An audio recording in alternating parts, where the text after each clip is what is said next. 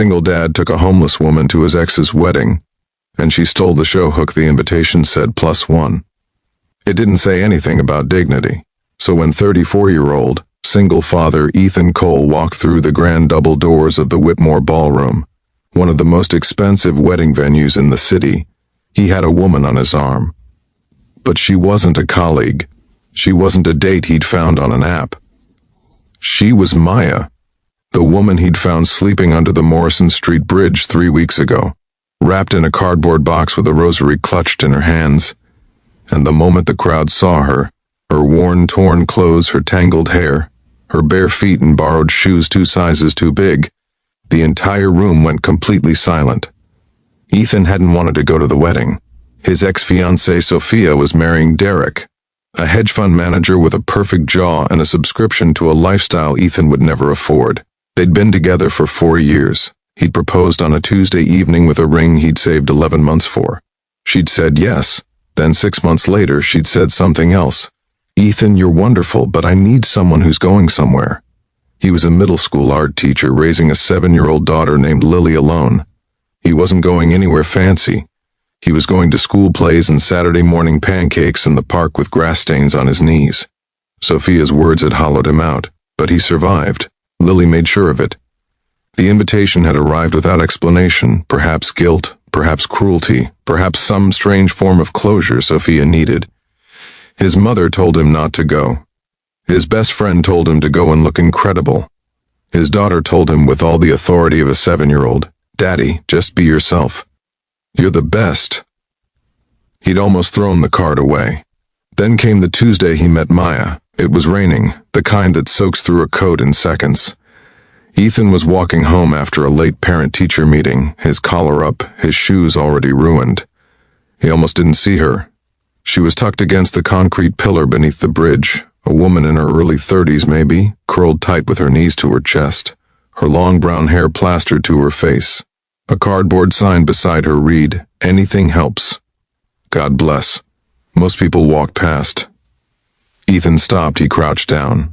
"Are you okay?" She looked up. Her eyes were green, sharp and clear, the kind of eyes that had once known something better.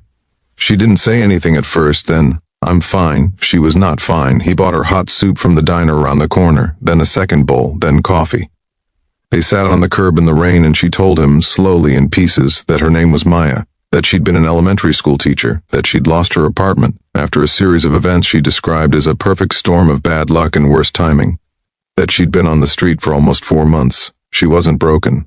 That was the thing that struck Ethan most. She was tired, yes, humiliated, yes, but underneath it all, there was something whole about her, something the street hadn't managed to take. He gave her his number, told her to call if she needed anything. She called 3 days later, just to say thank you. He called back, just to check in. After 2 weeks, they were talking every evening, about teaching, about loneliness, about the strange way the world worked. He helped her connect with a women's shelter. He brought her books. She sent him voice messages of her reading to Lily over the phone, and Lily laughed so hard she fell off the couch. Neither of them called it friendship out loud. But that's what it was, fierce and fast and real. The night before the wedding, Ethan sat at his kitchen table staring at the envelope.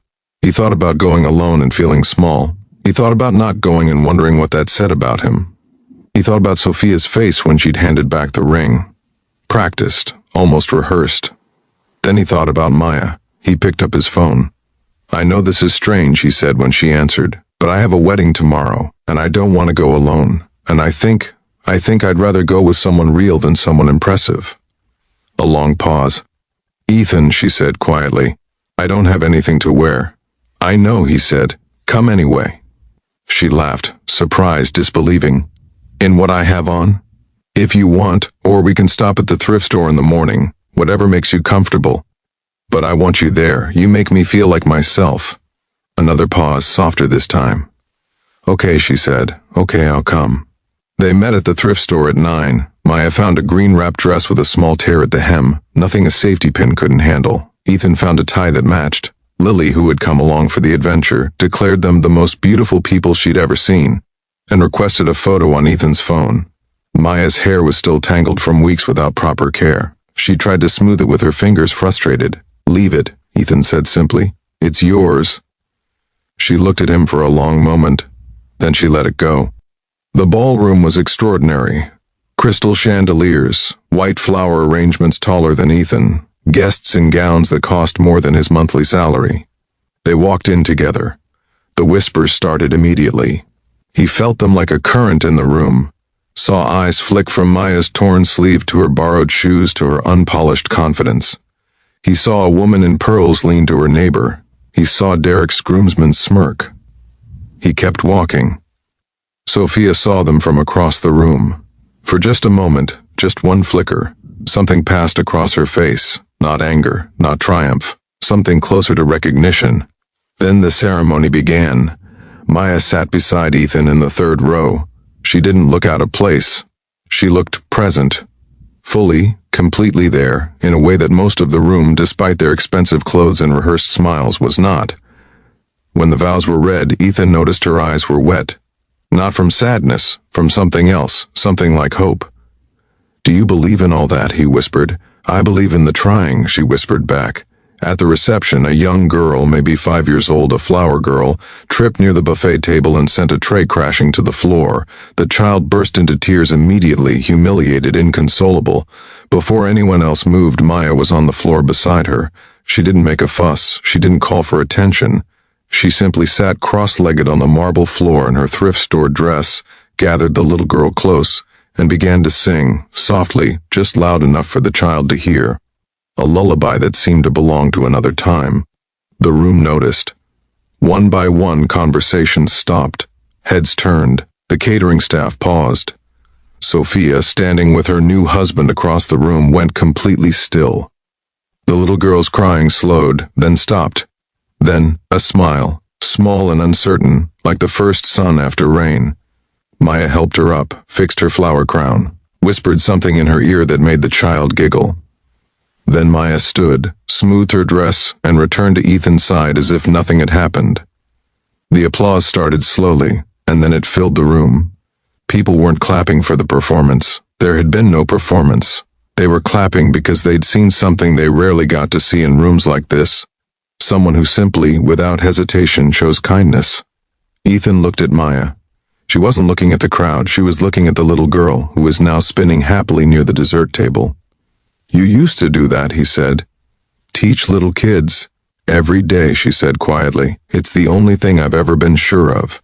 He took her hand, not romantically, the way you hold the hand of someone you recognize. "You're going to do it again," he said. She didn't answer, but she didn't let go.